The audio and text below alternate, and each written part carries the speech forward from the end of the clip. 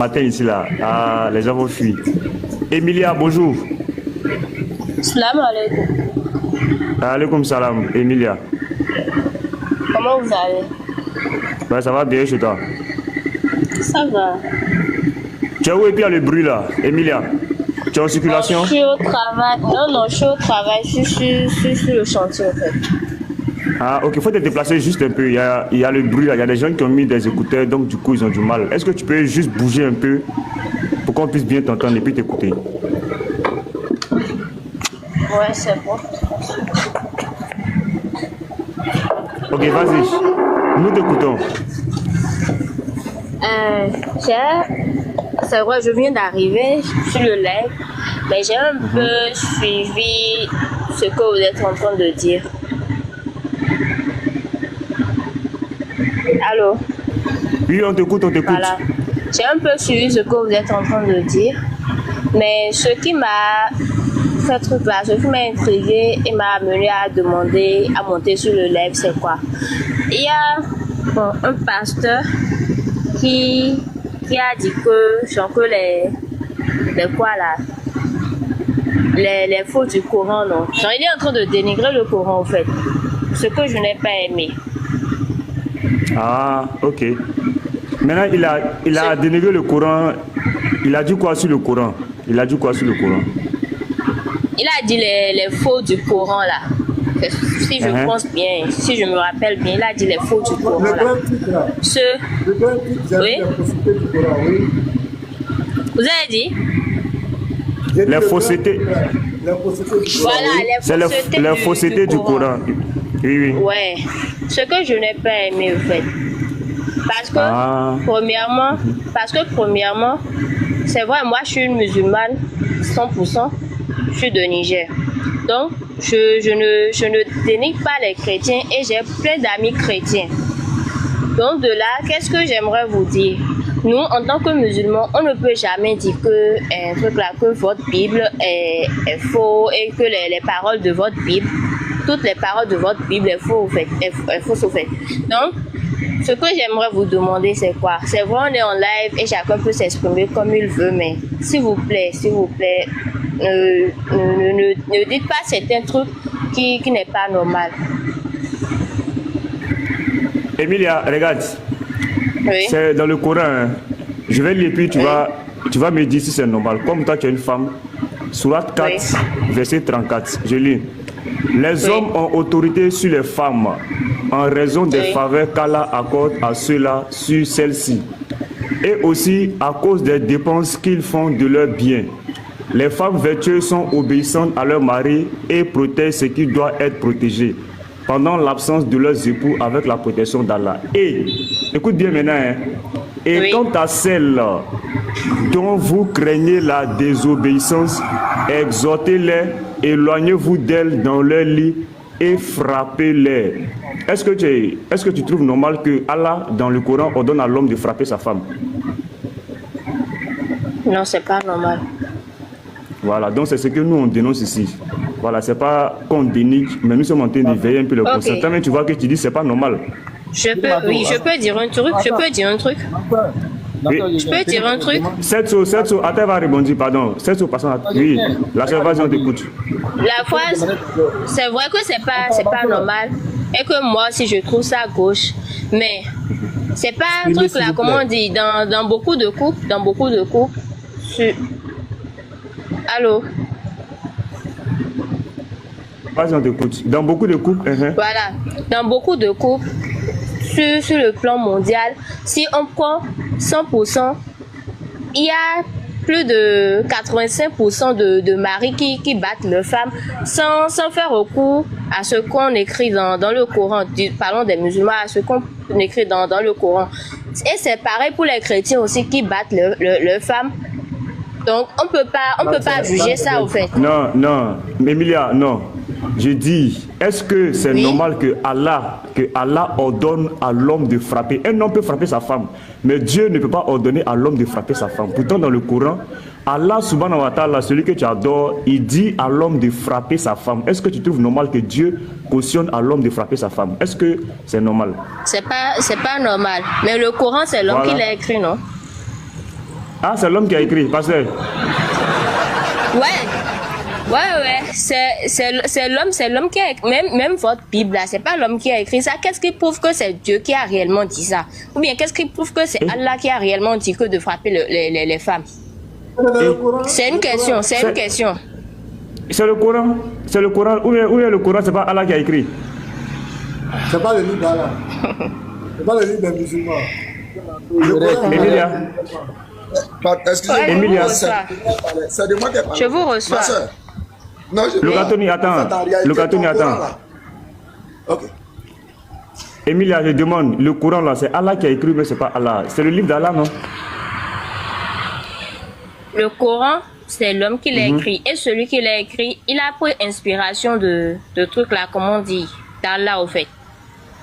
Petit matin, je vais comprendre quelque chose. Emilia, est-ce que tu es né musulman, tu es né dans une famille musulmane ou bien tu es une convertie? Je suis née d'une famille musulmane. Mais tu viens de dire ici que c'est pas normal que Allah ordonne qu'on frappe la femme. C'est ce que tu as dit, non? Oui. Donc tu contredis Allah. Emilia. Ouais, c'est ça, tu contredis Allah. Bon, avant de te donner un verset, regarde. Petit matin, Éphésiens 5, verset 22 ici. Éphésiens 5, verset 25. On va voir. On veut ton avis sur ce verset ici, quoi. C'est question ça, si le vrai dossier des femmes là, et c'est là, elle va faire. On va laisser ça, sinon, Emilia va courir pour descendre ici. Non, va dire, il faut que ça. Éphésiens 5, verset 25. Ça fait un converti. Parlez-lui normalement. Non, elle dit qu'elle est née Non, je musulmane. suis pas convertie, je suis née musulmane. Laissez, il va lire le verset. Il dit Éphésiens 5, verset 25. On va aller. Éphésiens 5, 25. Marie. Attends, 25. Marie, aimez vos femmes comme Christ a aimé l'Église et s'est livré lui-même pour elle. Voilà. Oui, pasteur, j'ai lu. Ici, la Bible dit à l'homme d'aimer sa femme. Donc, on demande à l'homme d'aimer sa femme et on demande à l'homme de frapper sa femme. Entre les deux là, quel est ton choix, Emilia? Il y a une forte différence. Mais là, toi, tu choisis quoi? Tu préfères quoi de deux?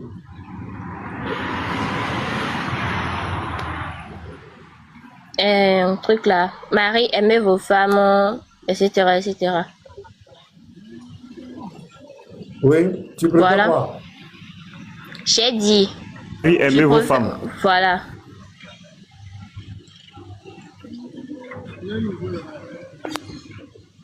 Alors?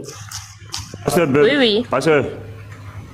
Voilà. Donc, Je crois qu'il est en communication. elle a dit, oui. Elle a dit, elle choisit Marie, aimez vos femmes. Voilà. Et ça, c'est le livre qu'on appelle la Bible.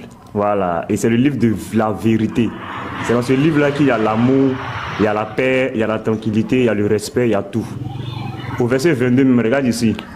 La Bible dit, femmes, soyez soumises à vos maris. Emilia, est-ce que toi, tu aimerais être une femme insoumise à ton mari? Non.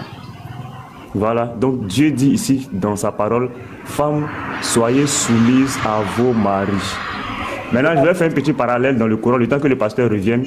Regarde ce que... Venez maintenant, s'il te plaît. Ouais, pasteur là. Attendez, je vais finir. 7 sur attends, pasteur là. Oui, pasteur, allez-y. Je reviens dans mon Matthieu, Éphésiens 5. Emilia, moi, je t'ai posé une question, tu ne m'as pas répondu. J'ai dit, entre frapper la femme, surat 4. Ouais, mais j'ai déjà choisi. Quel est ton choix? Le 25. Éphésiens 5, verset 25. Donc, actuellement, le fait de rejeter la surat 4, tu rejettes Allah. Ici, tu as accepté Jésus-Christ. Tu viens de choisir Jésus-Christ. Est-ce que c'est ça? Bon, au fait, ce sont les paroles que je suis. Oui, mais ça, c'est les paroles de Jésus-Christ. Ça vient de Jésus-Christ. L'autre, c'est frapper. Ici, c'est Jésus. C'est quelqu'un qui dit ça. Donc, ça vient de Jésus-Christ. Donc, entre les deux, l'autre qui dit de frapper et l'autre qui dit d'aimer. Tu choisis qui maintenant entre les deux? Celui qui dit de frapper ou celui qui dit d'aimer? Bon, j'ai déjà fait mon choix, j'ai choisi le 24. Maintenant, j'aimerais poser une question. Donc, Si vous me permettez bien. Attends. Oui. Donc, tu choisis l'amour, celui qui demande d'aimer. Oui. Et Jésus-Christ t'aime. Est-ce que tu sais ça, Emilia? Ouais, je sais. Est-ce que tu sais qu'il veut te sauver?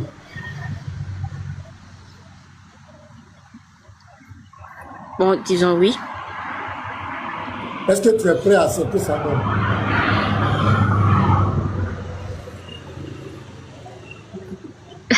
Excusez-moi. Je comprends tout ce que vous êtes en train de dire, mais là, Voilà, je suis plus votre logique, au fait.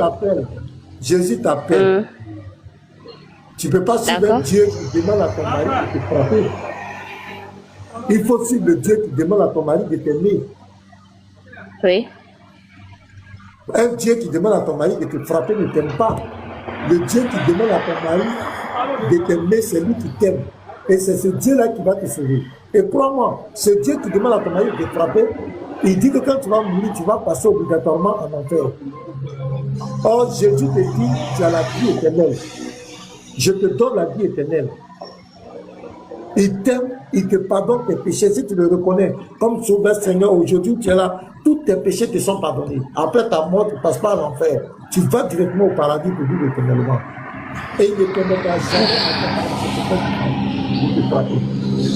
Donc, Emilia, Oui. est-ce que tu es prête à marcher avec ce Jésus qui t'aime et qui demande à ton mari de t'aimer, non de te frapper? Bon, là, c'est compliqué de donner une réponse.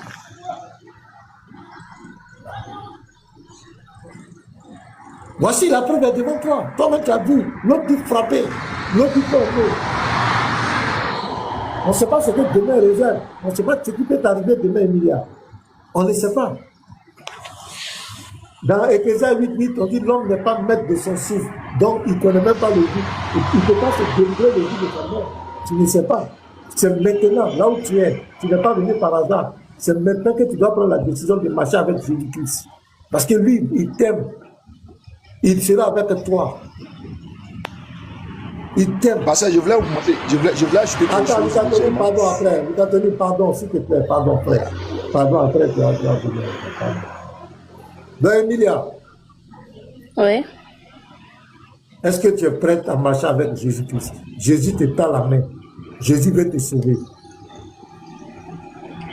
Bon. Ce qu'on a fait, vous allez me donner du temps là.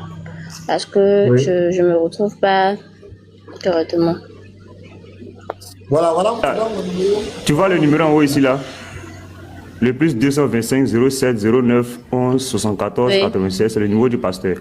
Voilà, tu écris sur WhatsApp au pasteur. Voilà. D'accord. Tu peux faire capture. Tu peux faire la capture et puis après tu écris sur WhatsApp au numéro au pasteur. Et merci. Tu as compris? Ouais. Mais il y a un truc il y a un truc qui me fracasse depuis là. Vas-y, on t'écoute. J'ai vu les phrases que vous avez fait sortir dans le Coran. Mais j'aimerais poser une question. Est-ce que c'est, comment on dit, est-ce que c'est vraiment le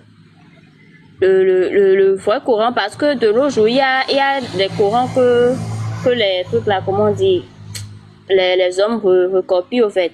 Et modifient des trucs dedans. Mais est-ce Oui, que c'est vous le êtes vrai sûr que Coran. c'est le vrai Coran? Oui, Sûr? c'est le vrai Coran. Ouais, regarde. Tu connais la sourate Al-Fatiha? Ouais, je connais. Voilà, regarde. Bismillahirrahmanirrahim, au nom d'Allah, le tout miséricordieux, le très miséricordieux. Tu vois, louange à Allah, Seigneur de l'univers. Alhamdulillah Rabbi Alamin. Ouais. Ar-Rahmanir Rahim. Malik Yawmiddin. Maliki yawmiddin. Iyyaka na'budu wa iyyaka nasta'in. Ihdina siratal mustaqim. Ouais. Siratal ladzina an'amta alaihim ghairil maghdubi alaihim waladdallin. Voilà. C'est le Coran. Amina. Voilà, jusque ici, il y a le texte arabe et puis la traduction en français. C'est le vrai Coran. Ouais. Là, donne un verset, il va mettre ça devant toi. Un verset du Coran que tu connais par cœur, il va mettre devant toi. Tu vas lire. Bon, pour le moment, je suis en truc là, comment on dit? Je suis pas encore dedans. J'ai commencé l'étude du Coran, ça n'a pas fait longtemps. Bon, je veux... Vous pouvez me prendre... Putain. Soit Al-Falak ou bien Al-Ikhlas. Al-Falak. Tu connais ça par cœur? Oui. Koulaouzou, Birabi Falak, Mishari, Mahalak. Oui. Tu connais un peu la sourate? Oui. Voilà. Oui. On va lire. Regarde. Je suis de patriote là. Regarde. La sourate Al-Falak, c'est la sourate 113. Koulaouzou, Birabi Falak. Dit, je cherche protection auprès du Seigneur de l'aube. Mishari, Mahalak. Contre le mal des êtres qu'il a créés. Wamin Shari Sigin Isa Wakaba. Contre le mal de l'obscurité quand elle s'approfondit. Wamin Shari Al-Nafasati Filaukadi. Contre le mal. Petit matin, même, il faut apprendre le Coran à Ismaël. Ouais, parce que il a une bonne voix avec. J'ai tu vois beaucoup ça? aimé. Ouais, il a une bonne voix avec. J'ai beaucoup aimé. Mais lui, il est plus musulman. Hein. Lui, il est devenu chrétien. Il était dedans. Il a frappé, il a quitté. Il a tout souffert dedans. C'est clair. Donc tu vois ma soeur, c'est ça. Donc c'est le Coran exact. Il n'y a pas pour dire que c'est un faux Coran, c'est le vrai Coran. Bon, en tout cas, sinon même dans ce qu'ils recopient, les copies qu'ils font, ils mettent tout dedans, mais complet des trucs. Bon, en tout cas. Il n'y a rien qui a complété. Dès que je vais descendre du live, je vais contacter mon grand frère parce que lui c'est un alpha, donc je vais le contacter et faire truc là, comment on dit, avoir des réponses claires. Non, mais là, si tu veux. Faut t'abonner sur Pasteur Mina. Il y a un pasteur qui m'a dit de devenir chrétien, donc si tu veux venir échanger avec lui, il faut l'inviter ici, je suis là. Tu t'abonnes à ma page. Attends, je vais m'abonner à ta page. Voilà. Ah, tu t'es déjà abonné. Donc moi aussi, tu es Oui. Voilà, c'est bien. Il n'y a pas de problème. Il faut lui redonner le verset Sourate 4:34. Elle va poser la question sur ça. Voilà, Sourate 4:34. Donc, Emilia, si tu as quelque chose à dire, tu as une préoccupation encore? Est-ce que tu as une autre question à poser? Ouais, ce que vous étiez en train de discuter d'un truc et les mariages, je pense, si je me rappelle bien, vous étiez en train de parler des mariages forcés avant que je ne monte sur le live. Non, c'est pas le mariage forcé. Et il y avait un monsieur qui parlait d'un enfant qui avait 9 ans et demandait si on pouvait la donner en mariage, non plus, je pense. Bon, c'est un truc du genre. Elle va aller là-bas. Ok, attends. Aïcha, Oui. elle va lire. Attends, mais il va prendre le livre même. Petit Mato, Là, excuse-moi une minute. Ma là, ça soeur, sera est-ce que tu as facile. quelque chose pour noter tout ce qu'ils vont te donner? Parce que ça va te permettre de pouvoir poser la question à ton frère plus facilement. Ouais, je vais prendre la vidéo de l'écran. D'accord, petit Mathieu. Donc, faut monter le livre. Montre le livre d'abord. Voilà. Montre le livre. Là, tu connais Soya Al-Bukhari? Non, je ne connais? connais pas. Ah, ça c'est la sunna. Voilà, tu Ton grand demandes à frère, ton ton grand frère, il connaît ça. grand frère D'accord. connaît ça. Regarde. Donc, Soya Al-Bukhari. voilà, faut enregistrer à l'écran. Le numéro 5133. Fais la capture. Oui. Faut faire la capture. Ouais, je suis en train d'enregistrer. Ok. D'après Aïcha, tu connais Aïcha, non? La mère des croyantes. Ouais. Oui. Ok. D'après Aïcha, la mère des croyantes, radiallahu anhu, le prophète, sallallahu alayhi wa sallam, l'épousa alors Oui. qu'elle avait. C'est quel âge? 6 ans. Voilà. Le mariage fut consommé quand elle avait Elle avait quel âge? 9 ans. 9 ans. Voilà. Et elle resta avec le prophète 9 ans. Voilà. Donc c'est ça. Le prophète Mohammed, il a épousé Aïcha quand elle avait 6 ans. Et il a consommé son mariage quand elle avait 9 ans. Pasteur, allez-y. Je peux commencer? Oui, vas-y. Je peux commencer? Bon, Oui, vous savez pourquoi? Vous savez pourquoi? Bon, je sais pas pour les autres musulmans, mais vous savez pourquoi certains musulmans préfèrent marier leur fille à un bas âge? Vas-y, dis-nous.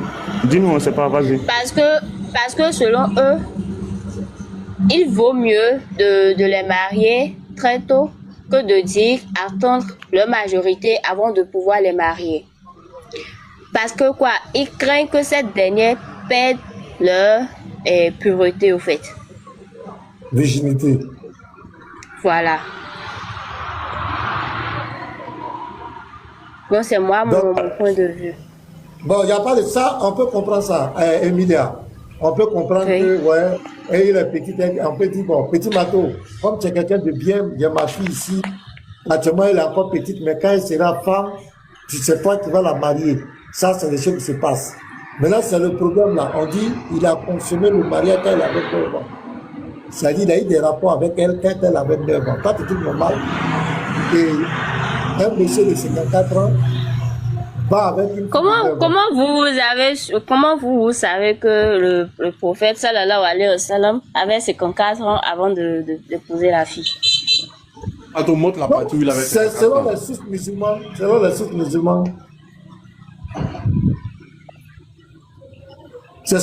musulmans, ben, il a eu la révélation à 40 ans et c'est juste après la mort de Khadija, on dirait 11 ans après, quand Khadija est décédée, qu'il y a eu cette affaire de Aïcha là. Donc, selon les musulmans, il a marié quand il avait 51 ans, elle avait 6 ans, et il a eu des rapports avec elle 3 ans après, à l'âge de 54 ans. Donc, ça, 54 ans, 9 ans, c'est ce qui est écrit dans vos sources. Bon, Donc, moi, le problème, on n'a pas de problème avec l'âge. Peut-être que si un enfant est petit, on dit non, non plus. Mais c'est le problème de la consommation. Parce que consommer un mariage, ça veut dire que tu vas avec ta femme, en bout de 10 heures, tu es dans la maison, et puis tu fais ce que tu fais. Un homme fait avec sa femme. C'est le problème, c'est toi qui trouves normal, et un homme de 54 ans soit isolé, consomme le mariage, 9 ans, une fille. Est-ce qu'une fille de 9 ans, c'est un enfant? Emilia? D'abord, j'ai compris votre... Une fille de 9 ans, c'est un oui. enfant. Est-ce une fille de 9 ans? Un enfant? Bon, pas vraiment, hein. Pas vraiment un enfant. Une fille de 9 ans n'est pas un enfant. J'ai dit, n'est pas vraiment un enfant. Ça veut dire quoi? Pas vraiment un enfant, ça veut dire quoi? Bon, je sais pas pour les temps anciens, mais de nos jours, une fille de 9 ans, c'est bien vrai, avoir son âge, on dira que c'est un enfant, mais truc là, comment on dit, elle ne sera pas forcément un enfant parce que sa mentalité, son intelligence ne coordonnera plus. Je sais pas si vous comprenez. Non, moi, attends, Emilia, Oui. tu es une jeune dame. Écoute, il ne faudrait pas que la religion va t'enlever toute sorte de sensibilité. Une fille de 9 ans, c'est un enfant ou c'est pas un enfant? Bon, c'est un enfant. Voilà, il faut reconnaître. Donc, tu es d'accord avec moi que ton prophète, il allait avec un enfant. Est-ce que tu es d'accord avec ça?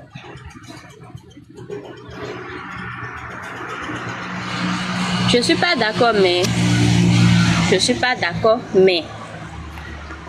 Premièrement, sur le 4, tu dis que tu n'es pas d'accord qu'Allah ordonne aux hommes de frapper les femmes.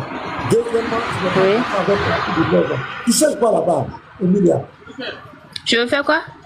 Je dis, tu cherches quoi là-bas? Ça ne répond pas à tes aspirations. Quelque chose qui ne répond pas à tes aspirations. Faut quitter le bas. Non, je peux pas quitter. Je peux pas quitter parce que non seulement je suis née dans la religion, mais aussi les bienfaits que ça m'apporte, c'est moi seul, je sais. Donc, Et aussi, il y a un truc. ton mari Il y a te un frappe. truc. Excusez-moi, hein.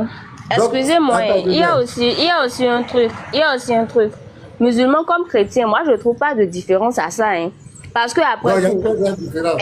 Nous, on frappe pas nos femmes. Nous, on moi frappe je pas nos trouve, femmes. ouais, je comprends, mais je trouve pas de différence à ça. Parce que après tout, c'est le même Dieu on vénère. Il n'y a pas deux dieux, non? Non, non, c'est pas le même Dieu. Il y a On n'adore pas le même Dieu.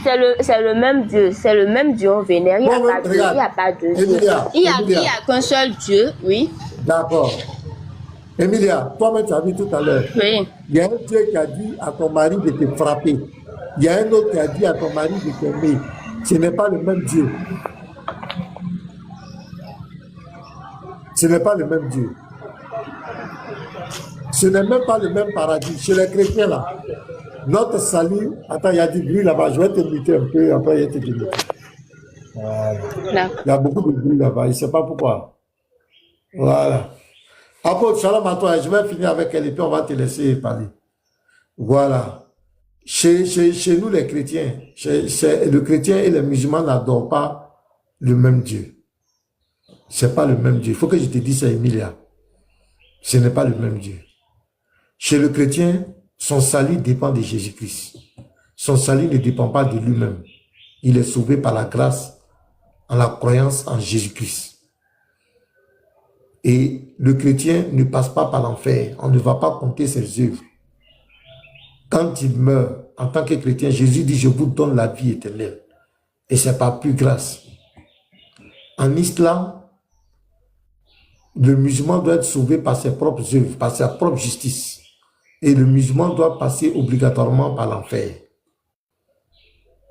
Alors que ton Dieu, le même Dieu dit que l'enfer, ce n'est pas un passage. Mais il dit tous les musulmans vont goûter l'enfer, vont passer en enfer. Tu vois que ce n'est pas le même Dieu, ce n'est pas le même paradis. Ce n'est pas le même paradis, ce n'est pas le même lieu de foi, ce n'est pas le même fonctionnement. Et tout à l'heure, tu as vu où ton Dieu ordonne que ton mari te frappe. Or, l'autre Jésus dit au mari de t'aimer. Et il dit, quand tu vois la suite du verset, il dit que lui qui aime son propre corps ne peut pas faire du mal à son corps, à son propre corps. Donc, tu comprends. Donc, ce n'est pas le même Dieu. Si on t'a fait croire que chrétiens et musulmans adorent le même Dieu, c'est faux. Moi, je te dis la vérité. Je n'ai rien à cacher. Ce n'est pas le même Dieu. Ce n'est pas le même paradis. Ce n'est pas le même lieu de foi. Ce n'est pas le même salut. Ce n'est pas la même chose. C'est le jour et la nuit. Je vais même plus loin. Le Issa dont parle le Coran, ce n'est pas Jésus-Christ. Jésus-Christ n'a rien à voir avec l'islam. Jésus-Christ n'a rien à voir avec le Coran. Donc, si on t'avait croire que Jésus-Christ a un lien avec l'islam, on t'a menti. Il n'y a aucun lien. Il n'y a aucun lien. Jésus n'a rien à voir avec l'islam. Jésus et Mohamed, c'est le jour et la nuit. Les deux se contredisent. Mohamed contredit Jésus. Clair. Donc, ma soeur, si tu veux rester en islam, tu restes en islam. C'est ton choix. Mais si tu veux devenir chrétien aussi, c'est ton choix. Mais ne pense pas que c'est le même Dieu. Ce n'est jamais le même Dieu. Je suis pasteur et je le dis devant plus de 500 personnes que chrétiens et musulmans n'adorent pas le même Dieu. Ce n'est pas le même chemin. Il faut que ce soit clair dans ta tête. Maintenant, si tu veux qu'on rentre en profondeur, on va plus rentrer en profondeur. Mais je t'ai montré un peu, quelques nuances, quelques différences entre les deux. Est-ce que tu as quelque chose à dire? Vas-y. Attends, je vais te démuter. Comme il y a du bruit là-bas, c'est pourquoi on est obligé de te truc. Donc, vas-y, Emilia, démute-toi. Au niveau du bruit là. C'est bon? Bon, on va faire avec, Vas-y, il faut parler. Bon, ce que je veux dire là, ouais, comme vous l'avez dit, c'est mon choix. Si je vais devenir chrétienne ou si je vais demeurer musulmane, c'est mon choix. Mais il y a un truc que je veux faire toute là. Je veux souligner au fait. Vas-y. Bien vrai, selon vous, c'est pas le même Dieu qu'on vénère et tout. Mais ce que moi je veux dire, c'est quoi? Bien vrai, à la mosquée, les trucs là, comment on dit, les paroles bon, sont différentes selon vos dits. Mais il y a une chose. Quand tu es un être humain, et que même avec moi, mes parents, je le fais avec moi, mes parents. Cette chose, c'est quoi? J'écoute ce qu'on me dit et j'analyse. Vous me comprenez? Oui, on peut tout faire. Excusez-moi, il y a quelqu'un qui dit que Allah, c'est Satan. Obitesse, s'il te plaît, excusez-moi. Non, Obitesse, faut pas regarder. Emilia, faut pas regarder les commentaires. Faut pas regarder les commentaires. Faut te Ok. concentrer. Non, ce que je suis en train de dire, moi j'écoute ce qu'on me dit, mais je fais truc là, j'analyse et je suis ma logique. Parce que quand tu es un être humain et que on te dit, prends ce chemin là, tu iras, truc là, comment dire, sur le chemin tu vas trouver de l'argent par terre, prends-le et continue. Mais je dois réfléchir, comment je vais seulement prendre un chemin et je vais trouver de l'argent par terre et prendre ça. Qu'est-ce qui prouve que cet argent c'est un argent normal? Et qu'est-ce qui prouve que je vais vraiment trouver un truc là, l'argent sur le chemin? Donc je vais me mettre à me poser des questions et prendre une décision à moi-même. Donc c'est ce que moi je fais avec vous. Même avec un truc là, comment on dit, avec les paroles qu'on nous enseigne à l'école coranique et les paroles qu'on nous fait truc là, qu'on nous dit dans les mosquées, c'est ce que moi je fais en fait. Pas de problème. Emilia, il n'y a pas de problème. Si tu veux demeurer musulman, c'est ton choix. Mais moi, j'ai voulu Oui. que ce n'est pas le même Dieu. Ce n'est pas le même Oui, j'ai chemin. compris. Pour enlever cette confusion dans ta tête, et toi-même, tu as dit la soirée 4, verset 34, tu n'es pas d'accord. Tu as aimé Éphésiens 5, verset 25. Je t'ai montré Oui. que tu pourras pas te dire. Maintenant, de rester musulman, de devenir chrétien, c'est ton choix. Et tu es libre. Et tu es la bienvenue ici. Chaque fois que tu peux venir échanger ici, nous on te reçoit. Mon numéro, D'accord. tu peux me contacter. Ouais, je l'ai déjà pris. On va échanger, il n'y a pas de problème. Tu as compris, Emilia? D'accord. Maintenant, Ouais. il y a beaucoup de problèmes. Merci. On a un frère qui a écrit un livre là, il veut nous montrer ça. Donc tu vas patienter. Voilà. Merci, D'accord. Emilia. Sois béni. Merci beaucoup. On met l'apôtre en grand. Mettez les deux comptes de l'apôtre en grand, s'il vous plaît. Il a écrit un livre. Il veut nous présenter le livre. Le modérateur, mettez l'apôtre en grand, les deux comptes là. Et comment on fait ça, nous? Oui, on dit, voilà. Mettez-le en grand, les deux comptes, les deux, mettez-les comme on met d'habitude deux personnes en grand là. Voilà. Ah ouais, j'ai fait ça. Déplacez, pasteur, déplacez le sticker là, faites descendre ça un peu sur nous ici. Ah, je peux déplacer. Hein. Maintenez, puis vous tirez un peu vers le bas, ça va descendre. Voilà. Vas-y, apôtre. Apôtre, on a. Non, faites encore descendre parce que ça cache. Et envoyez ça vers la droite, vers 7 sauts là-bas. Envoyez ça vers 7 sauts. J'ai envoyé. Vas-y. Ok. Les écouteurs là. Oui, allô. Oui, Shalom, pasteur, Shalom. Vous m'entendez bien? Hein? J'ai des écouteurs. Oh, ça va bien. Ouais, ok, c'est propre alors. Alors donc, soyez bénis. Ça fait longtemps, hein? Ouais. Ça fait longtemps, hein? Vraiment que Dieu vous bénisse déjà abondamment. Bon, je préfère qu'on mette juste celui qui est à l'image là en grand, en fait. Parce qu'il y a des trucs que je dois expliciter. D'accord. Bon, déjà, que le Seigneur soit glorifié. Et puis, shalom à tous les frères qui sont sur le panel. Shalom à tous ceux et celles qui sont aussi en commentaire. Que Dieu vous bénisse abondamment. Et amen. Une fois de plus, félicitations aussi pour les débats. Voilà, je les suivais quand même. C'était vraiment enchaîner 2 débats d'affilée en espace de 2-3 jours, ça demande le cardio. Donc, et on a bien vu comment j'ai suivi les extraits aussi. On a bien vu comment nos compatriotes musulmans, vraiment, les experts en... C'est-à-dire, il y a déjà même des experts comment on appelle? Au consulateur. Mais si tu es expert au consulateur, tu dois être le consulateur toi-même. C'est-à-dire, toi, tu es... Il vaut rien. Non, musulman, c'est quelqu'un. Hein. C'est-à-dire, même le pasteur maintenant qui est en Christ, il n'est même pas expert en consulateur. C'est-à-dire, toi qui n'es pas de Dieu, toi, tu es expert. Non, bon, je crois que le monde va en couille, et puis vous avez des expressions. C'est-à-dire, toi... Bref. Alors donc, le Seigneur vous bénisse abondamment et merci au moins pour ce débat-là parce que ce débat montre déjà en suffisance que les musulmans sont dans le faux et le consolateur ne sera jamais Mohammed. Et parce que maintenant, je pense au début même, j'ai aimé, il a dit un truc qui m'a fait beaucoup rire, qui m'a fait sourire. Il a parlé du prophète illettré qui est dans la Bible. Donc, il va coller ça à son gars parce qu'il reconnaît que son gars est illettré. Mais attends, moi, je me suis dit, OK, si c'est comme ça, alors, donc tous les illettrés musulmans sont consolateurs. Lui-même qui parlait avec le pasteur, il est consolateur, puisqu'il est illettré. Parce que Mohammed a été envoyé à une communauté illettrée. Donc tous les musulmans sont consolateurs. Bon, attends. Bon, je crois qu'il faut nous prendre au sérieux, en fait. Il faut vraiment nous prendre au sérieux, parce que ça, c'est un manque de respect. Voilà. C'est un manque de respect.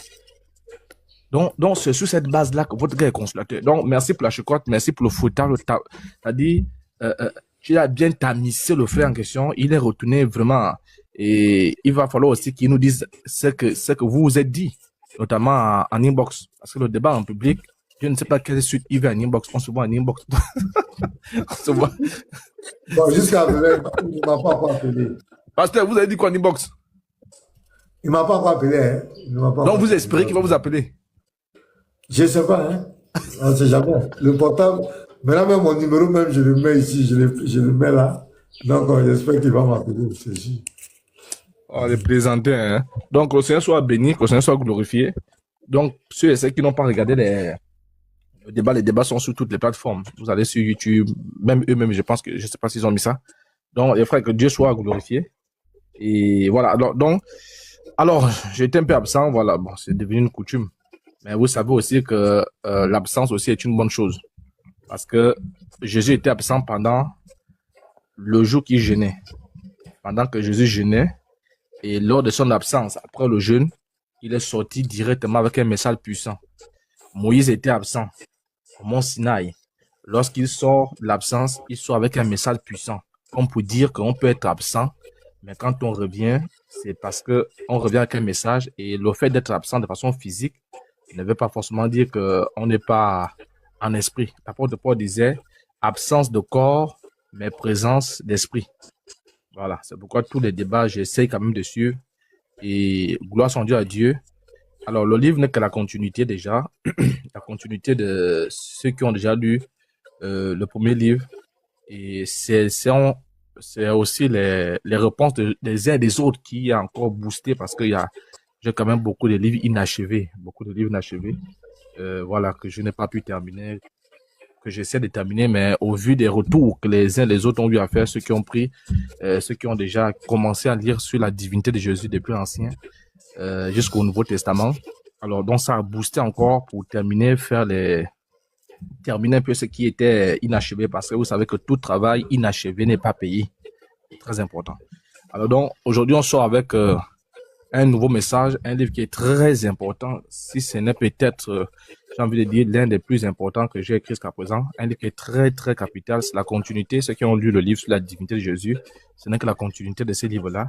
Et ça cadre bien avec la spécificité de ces livres-là. Je veux dire, c'est parce que ce sont les livres qui sont en mode interreligieux, en fait. Ce ne sont pas des livres qui sont faits dans le tas, dans l'imagination, dans la globalité. Vous voyez un peu. Donc, ce sont les livres en mode interreligieux. C'est-à-dire ceux et ceux qui sont dans l'interreligieux, facilement, vous allez comprendre que, mais ça me rappelle une phrase, ça. Oui, on dit souvent ça sur les panels. Ça, on dit souvent ça sur les panels. C'est très important. Maintenant, avant de démarrer même dans le but du sujet, je vais jouer un chant qui est très important aussi. Parce que j'ai demandé aux frères s'il y avait moyen de m'aider avec le livre, combiné avec un son qui cadre avec le livre. Et vous savez qu'adorer Dieu, c'est prier deux fois. C'est très important. Donc, ils m'ont sorti 2 belles musiques. Je vais prendre juste la première afin que nous puissions déjà comprendre là où je vais en venir, afin de comprendre exactement là où je vais atterrir. C'est très important. Donc, je vais le jouer depuis ici. Attendez, laissez-moi quelques secondes. Bon, même si tu ne connais pas les paroles, bon. Pourquoi? Bah, Les voilà, gars, t'as pris. C'est pas si les gens sont allés signaler, c'est pas. bon, Vas-y, certainement. vas-y. Ou bien c'est la chanson là, c'est la musique ou bien c'est pas. Bon, ok, je vais Vas-y. arrêter. Je ne sais pas. Hein. Bon, présente le livre. Après, Ok, on va c'est venir à bon, la je vais. fin. Ok, c'est la Voilà, musique. présente directement le livre. Ok. Ok, bon, attendez, je vais mettre. Un petit peu. Une simple chanson encore là, vous signalez le live. Ah! Les saucisses. Bon, voilà. Je sais pas si c'est TikTok, hein. Bon, je sais pas. Ok, alors, tu vas venir ici. Ok, alors donc, je vais aller c'est-à-dire très rapidement. Alors donc, si vous voyez, c'est le cover que vous avez là sous vos yeux. Et alors, tout ce que vous voyez là est symbolique, rien n'est mis là par hasard. Vous avez par exemple, la croix contre le courant, c'est un sujet qui est très capital, si ce n'est le sujet le plus important même. Parce que la croix, n'est-ce pas, refuse, et c'est pourquoi vous allez voir le Coran s'oppose à la croix. Tout ce que le Coran fait, tout ce que les musulmans, tout ce qu'ils disent, toute la gesticulation des musulmans réside sur la croix. Parce que la croix, il n'y a pas de salut sans la croix. Et c'est pourquoi on parle du proto-évangile. La femme, la descendance va t'écraser la tête et tu vas blesser, tu vas blesser et puis il y aura une victoire. Vous voyez un peu, c'est-à-dire, ici on annonce déjà la mort, la crucifixion de Christ. Et le Coran est conscient que s'ils acceptent la croix, alors le Coran tombe à l'eau. Parce que le salut des œuvres du Coran tombe à l'eau. Parce qu'accepter la croix, c'est accepter que l'homme ne peut pas se sauver lui-même. L'homme ne peut pas avoir le rachat, n'est-ce pas, de ses œuvres, le rachat de son péché lui-même. Et c'est pourquoi le Coran veut passer par les œuvres, veut passer par les efforts. Donc c'est pourquoi ils sont obligés de lutter, ils sont obligés de combattre, ils sont obligés, comme le dit Philippiens, chapitre 3, verset 18, qu'il y a beaucoup. Quand ce texte est écrit, l'islam n'existe même pas encore. Il y a beaucoup qui sont ennemis de la croix.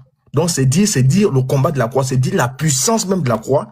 Et c'est l'une des motivations, n'est-ce pas, de ces livres-là. Et si vous avez, par exemple, si vous regardez bien, vous avez la croix qui est au milieu, qui n'est plus à présenter. Voilà, vous connaissez tous la croix. Ou de moins, si vous voulez, il y a une lumière qui est au centre. Et Jésus le dit bien, qu'il est la lumière du monde. Dans Jean 8, 12, il est la lumière du monde. Et la lumière, c'est la vision. La lumière vient pour éclairer. C'est-à-dire que près de 1500 ans de mensonges, la lumière éclaire. En faisant, comme j'ai vu la jeune dame qui disait qu'on adore le même Dieu, machin, ça c'est des histoires qu'on apprend à la mosquée.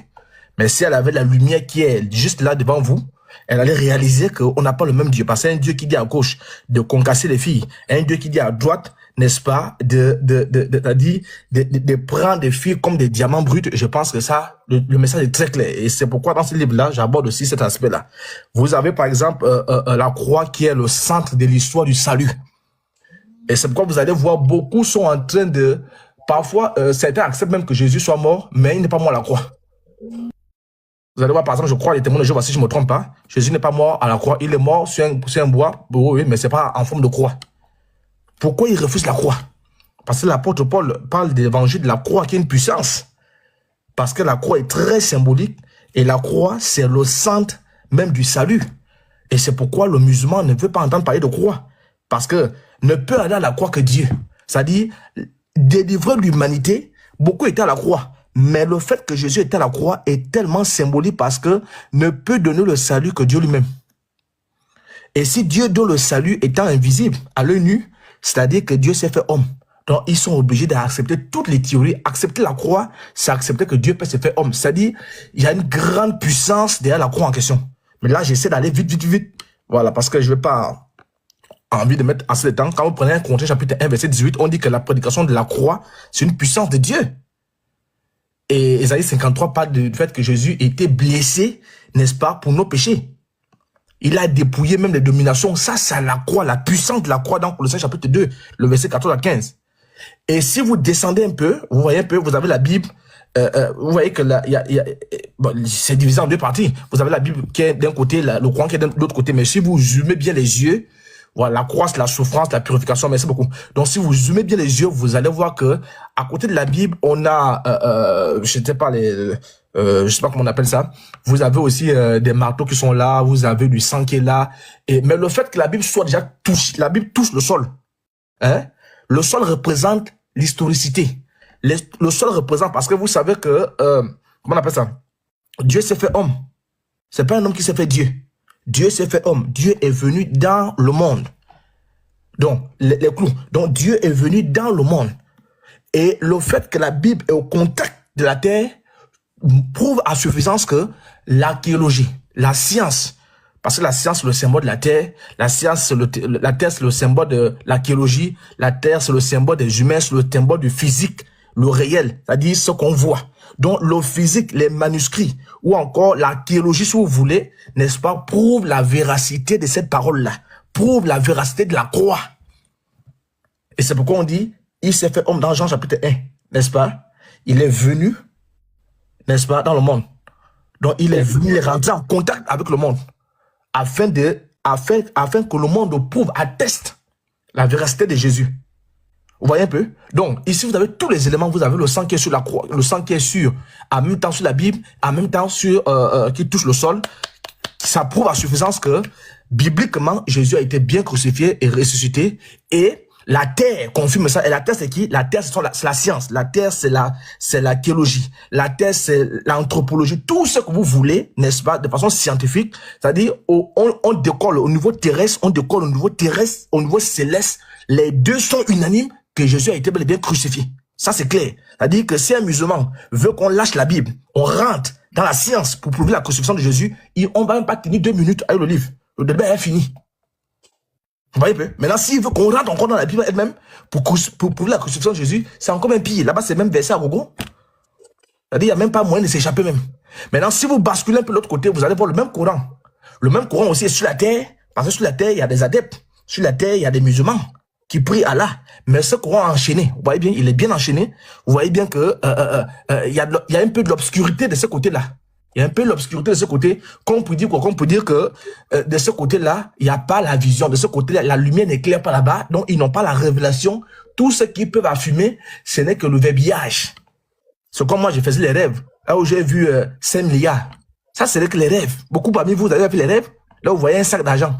Ça, c'est l'imagination. Et quelqu'un disait que le rêve, c'est le bricolage du réel. Donc, ils sont en train de bricoler le réel. Et c'est avec ce bricolage-là qu'ils viennent faire débat avec ça. Il n'y a pas, parce qu'ils ne peuvent pas prouver ça scientifiquement. Scientifiquement, c'est zéro. C'est pourquoi vous voyez les ténors de ce côté-là. Scientifiquement, ils ne peuvent pas prouver que Jésus n'est pas mort. C'est-à-dire, avec les textes, ils ne peuvent pas prouver que Jésus n'est pas mort.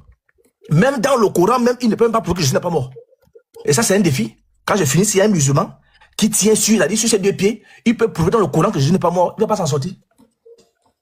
Donc ça, même avec la Sourate 4, ayat 157, là, c'est mort. Dans le Coran même, il va même pas s'en sortir là-bas. C'est dit que, eh ben, ils ont des yeux, ils ne voient pas. Donc, vous voyez la séparation, c'est 2 messages. Vous voyez, c'est 2 messages qui s'opposent là. Alors donc, je ne vais pas lire tout le livre. Non, c'est impossible même de lire tout le livre. Je vais prendre juste quelques parties que je vais présenter afin de, et c'est par là que je vais finir quelques parties. Alors, laissez-moi un peu le temps. Ok, je l'ai. Attendez, je vais mettre... Ok.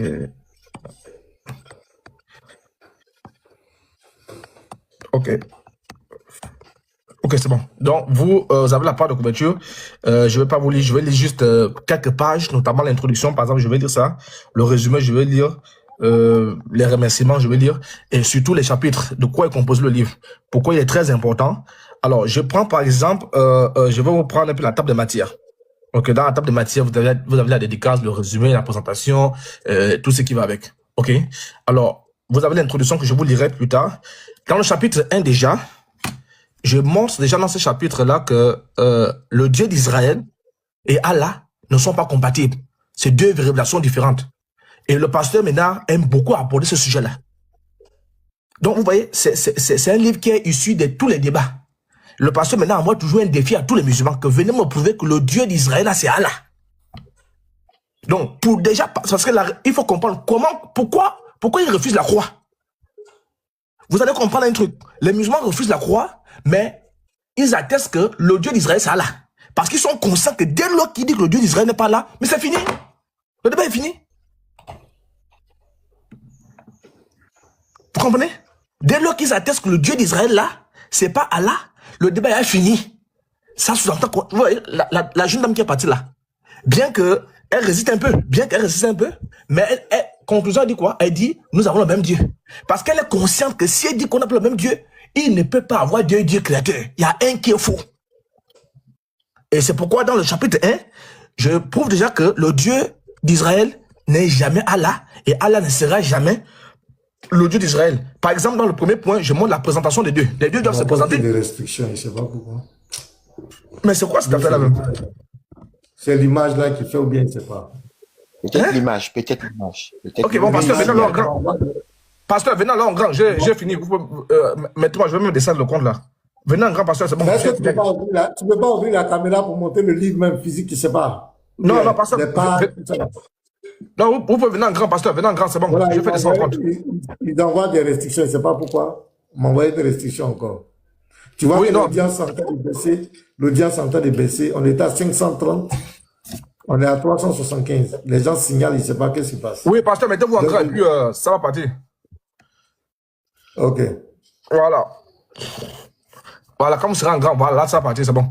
Donc, bon, c'est bon. Si tu avais le livre là, ou bien tu avais un truc là pour montrer le livre, parce que c'est le livre. C'est pas moi qui suis. Hein, c'est l'affiche qui faisait le problème. C'est que c'était. Ouais, c'est l'affiche. C'est bon, j'ai enlevé. Oui, pour le livre. Ok, je vais revenir sur le livre. Alors donc, dans le premier sous-point, par exemple, je disais dans le chapitre 1, n'est-ce pas, parce que c'est un livre qui est composé de 7 chapitres. Dans le chapitre 1, n'est-ce pas, on aborde l'aspect des deux dieux. Parce que c'est là où sort le dilemme, en fait. Le dilemme est à partir de là. Est-ce que c'est le même Dieu? Dès lors que c'est pas le même Dieu, mais il est normal que l'un s'oppose à l'autre, n'est-ce pas? Et l'un des points clés, le facteur XXL, n'est-ce pas? C'est quoi? C'est l'identité de chacun. Qu'est-ce que chacun dit de lui-même? Vous voyez un peu? Cette identité-là. Quelle est l'identité du Dieu d'Israël? Quelle est l'identité d'Allah? N'est-ce pas? Et les contradictions et pas et d'autres. Dans le chapitre 2, par exemple, je mets un exergue ici, les prophètes du Coran. C'est-à-dire que les prophètes que le Coran ne reconnaît pas. Le Coran dit qu'il a envoyé les prophètes, à chaque communauté, il y a eu un prophète, mais il y a des prophètes que le Coran ne reconnaît pas. Par exemple, Ésaïe. Sinon, le Coran n'a qu'à nous montrer Ésaïe là-bas parce que Ésaïe était un facteur X à la crucifixion.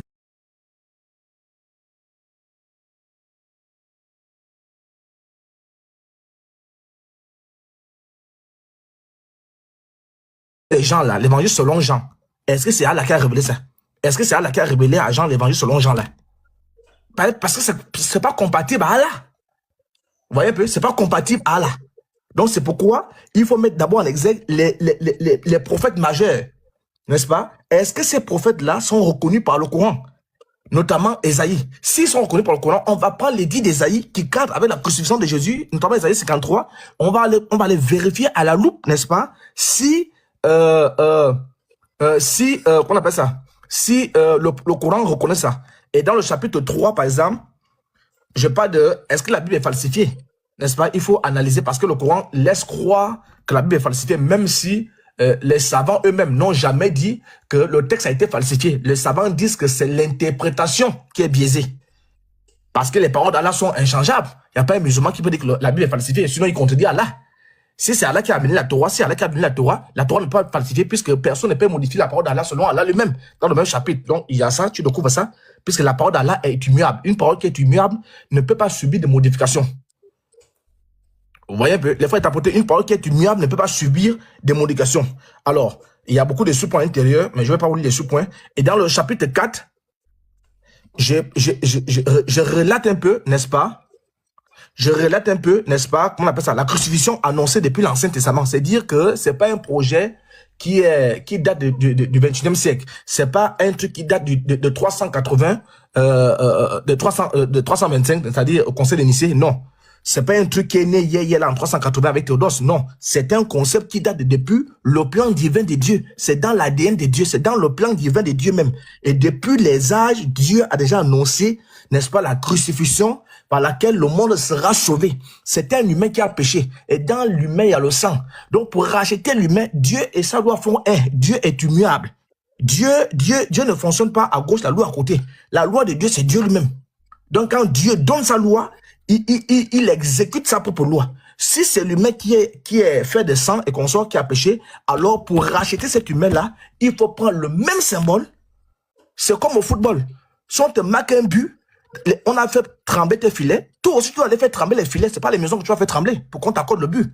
Donc, et qui de mieux, n'est-ce pas, que Christ lui-même, ou encore Dieu lui-même, qui est sans péché, pour donner sa vie à la croix afin de racheter l'être humain. Donc, on va voir une série, n'est-ce pas, de prophéties. Donc, vous voyez que c'est bien coordonné. Ça veut dire quoi? Ça veut dire que si Allah ne reconnaît pas les prophètes, il est à KO. Si Allah n'est pas le Dieu d'Israël, c'est que les prophètes vont annoncer là, ça ne concerne même pas Allah. Vous voyez un peu? Et dans le chapitre 5, je mets en exergue ici la crucifixion dans l'évangile. Parce qu'il faut montrer que les deux parties sont bien coordonnées. Les deux parties visent un même but, c'est de relater, n'est-ce pas, la crucifixion, c'est de relater le plan du salut. Et le plan du salut ne commence pas dans la Nouvelle Alliance, ça termine, c'est l'accomplissement de la Nouvelle Alliance, mais c'est projeté depuis dans l'Ancienne Alliance afin de donner la vie éternelle aux uns aux autres et l'espoir. Donc, il faut montrer que les deux visages, ou encore les deux passages, ou encore les deux parties, n'est-ce pas, s'assemblent. Parce que c'est quand même c'est quand même 60 générations. Vous voyez un peu? On est à plus de 40 auteurs, on a plus de 1500 ans. C'est dire, 60 générations, c'est dire que Moïse a parlé, Paul aussi parle, ils ne se sont jamais vus, ils ne se sont jamais connus, mais ils disent la même chose. Celui qui peut faire ça, ce n'est que le Saint-Esprit. Il y a que Dieu qui peut faire ça. Même quand vous prenez l'histoire de la Septante, vous allez comprendre comment ils ont mis en place la Septante. Ils ont dispatché les gens dans les chambres, afin que personne ne soit avec personne pour voir si on aura le même texte. Donc, celui qui peut regrouper, réunir des gens qui sont au nord, au sud, à l'est, à l'ouest, du septentrion au midi, il n'y a que Dieu qui peut le faire. Et l'avant-dernier chapitre, c'est-à-dire le chapitre 6, je parle ici des preuves historiques, de la crucifixion même, les preuves historiques. On a beaucoup de preuves historiques, on a les sources romains, on a les sources juifs, on a les sources historiens, par exemple, on a les documents non chrétiens. Et c'est avec ça que le pasteur est allé fouetter Médusa, avec les Batman. Les sources non chrétiens, n'est-ce pas, non chrétiennes qui affirment la crucifixion de Jésus. Donc, par quel moyen un musulman peut se passer? Par quel moyen même un athée peut s'hasarder à dire Jésus n'est jamais mort et crucifié? Parce que c'est la mort. Jésus est Dieu, ça c'est clair. Mais sans la mort et la crucifixion, il n'y a pas de salut. Et c'est pourquoi la mort et la crucifixion est très importante. Et c'est pourquoi, quand on voit le pasteur maintenant et tous les frères qui sont là mener le combat, c'est pas pour la divinité de Jésus, hein? Non, hein? Jésus est Dieu, que vous le voulez ou pas, Jésus est Dieu. Jésus est Dieu. Ta portée de Jésus, si tu n'as pas envie d'écouter le live, tu fous le camp, hein? Ouais, faut pas me dire ça. Si tu n'as pas envie d'écouter, tu fous le camp. Tu vas pas me demander à Thierry. Non, faut laisser écouter. Ouais, non, si tu n'as pas envie d'écouter ce qu'il a dit, dégage, je ne suis pas là pour toi, hein? Je suis pas en train de m'amuser, hein? Faut laisser la politesse, on va gérer ça. Donc, faut laisser concentrer. Donc, c'est quoi cette impolitesse là? Le modérateur gérer ça. Faut être concentré. C'est quel nom? Qui a dit ça? Oh mon Dieu, c'est qui ça? On veut juste. Le modérateur, je ne vais pas dire à Paul, il ne faut pas te laisser de se concentrer. Allons-y, vas-y, frère.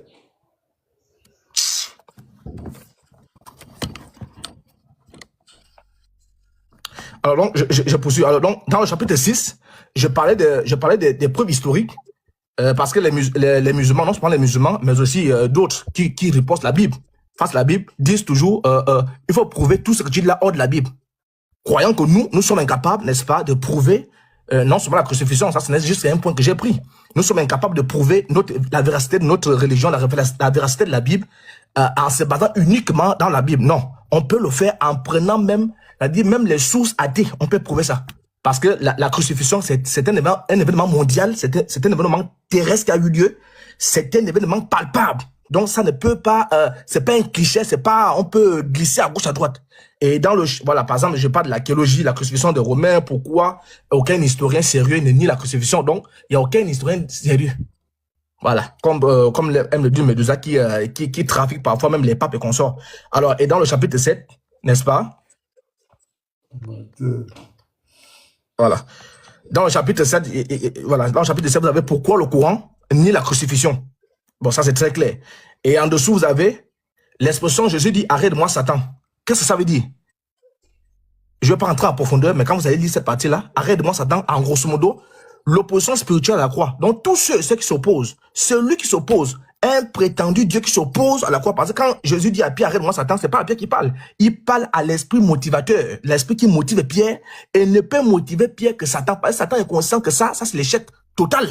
Donc, pourquoi l'islam se pose? Qui est l'islam? C'est tout. On va demander à Jésus et à Pierre. C'est fini. Et c'est là où le chaos. Quand vous entendez les gens dire, Allah c'est X, Allah c'est Z, c'est pas tiré dans les ordres, hein? Parce que tout le monde sait très bien que Pierre avait des bonnes intentions. Tout le monde sait très bien l'amour que Pierre avait pour Jésus. Au-delà du fait qu'il n'était pas encore enraciné. Mais il y a un esprit qui est sorti pour dire arrête de moi. C'est-à-dire pour dire, il contredit la crucifixion. Il contredit que cela ne t'arriverait pas. Jésus a détecté l'esprit. Jésus dit non, petit, reste serein. Toi-même, tu peux pas parler comme ça. C'est-à-dire que tu es animé par quelqu'un qui est invisible, qui est en toi là. En grosso modo, si l'esprit qui était en Pierre, Jésus l'a nommé directement, il est parlé de Micah 14 en disant Satan, si l'islam s'oppose à la Bible, le Dieu de l'islam, qui est-il? Ça, c'est une grande question. C'est en lisant que tu verras qui est vraiment là. Avec Jésus lui-même, comme il croit en Jésus. La croix contre le Coran, deux messages qui n'ont rien à voir. Donc voilà un peu en grosso modo, n'est-ce pas? Comment on appelle ça? Voilà un peu en grosso modo le sommaire auquel chacun et chacune aura à faire face. Alors donc, bon, je vais même pas lire l'introduction parce que sinon ça va prendre un peu de temps. Donc, vous aurez, pour terminer, comme je l'ai fait avec le premier livre sur la divinité de Jésus, voilà, donc, avant de le poster sur les différents réseaux, notamment sur, comment ça s'appelle, Amazon, pour ceux qui sont en Europe, qui veulent le document physique, bah, c'est Amazon qui pourra vous donner le document physique, qui va pouvoir vous livrer ça. Donc, le document est déjà disponible en PDF.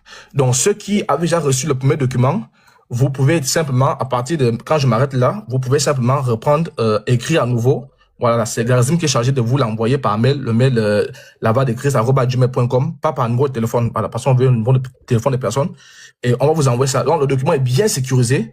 Gardez à l'esprit que si vous envoie le document, il faudrait qu'il vous envoie le code. Il y a un code dessus. Donc, sans le code, tu peux pas ouvrir le document en question.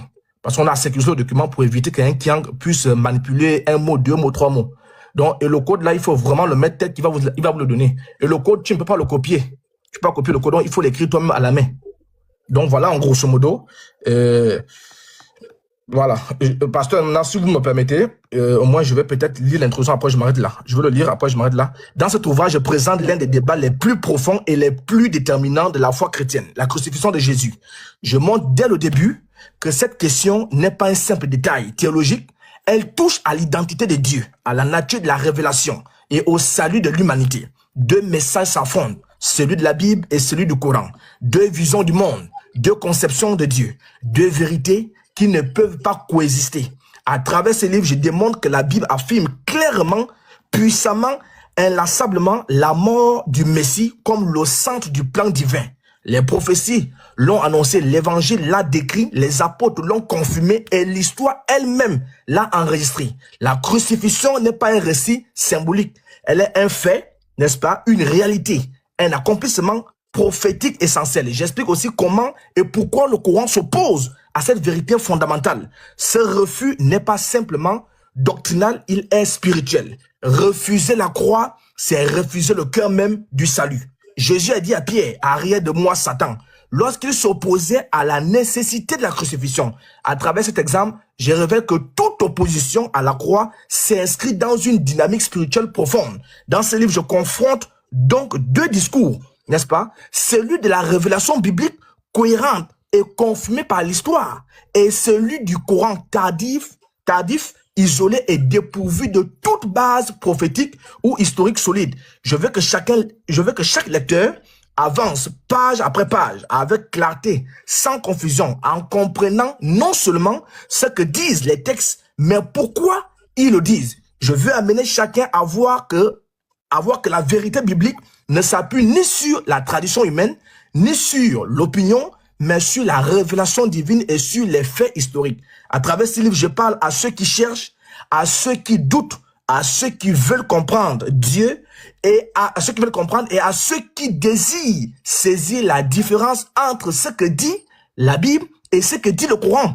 Mon objectif n'est pas de créer un conflit, mais de révéler la vérité, car seule la vérité libère. Je t'invite maintenant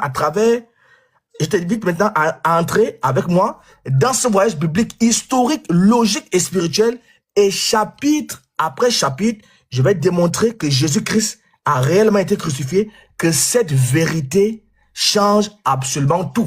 Que Dieu vous bénisse abondamment. Ouais.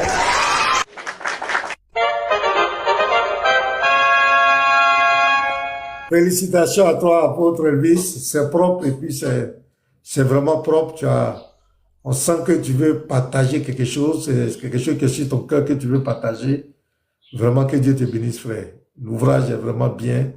Entendre même les chapitres, c'est clair. La partie même, on dit pourquoi le diable, pourquoi l'islam s'oppose à la croix. En tout cas, on voit l'histoire de Pierre, arrière de moi, Satan. Car tes pensées ne sont que des pensées humaines. Vraiment, merci l'apôtre. Excellent travail. On attend le livre, donc Garizim. Voilà, faut faire, tu as envoyé pour moi. On va voir comment faire. Et c'est très important, on va découvrir le fond. Sois béni, apôtre. Merci pour le travail. Et désolé tout à l'heure pour le commentaire qui était un peu chose pour laisser. Voilà, faut te concentrer sur l'essentiel. On va gérer ça. Voilà, les modérateurs vont gérer. Voilà, la tapoteuse même te dit félicitations. Donc, tapoteuse, tu as voulu embêter notre imam. Soyez bénis. Donc, c'est très bien. OK. Donc, il n'y a pas de problème, c'est des choses, ça passe. OK. Donc, les gars, si vous avez quelque chose à dire, si vous avez quelque chose à dire à l'apôtre rapidement, une minute rapidement. Voilà. Moi, je vais commencer par ça. Vas-y, Setsu. Ok, apôtre, merci. Félicitations. Voilà, comme c'est une œuvre intellectuelle et une œuvre littéraire, d'accord, donc on va faire quelques observations. Hein. Je sais pas si je peux dire je souhaite, mais j'aurais voulu quand même que l'œuvre soit préfacée. Généralement, dans la littérature, quand un auteur fait son œuvre, par exemple, c'est conseillé de donner à un autre auteur pour pouvoir faire la préface. Vous montrez quand même que il y a un autre point de vue qui va dans le même sens en fait. Ça, c'est les classiques. Bon, voilà. Quand on veut faire une œuvre littéraire de manière classique, il faut que ça soit préfacé. Deuxième chose, le style d'écriture. J'aurais souhaité au moins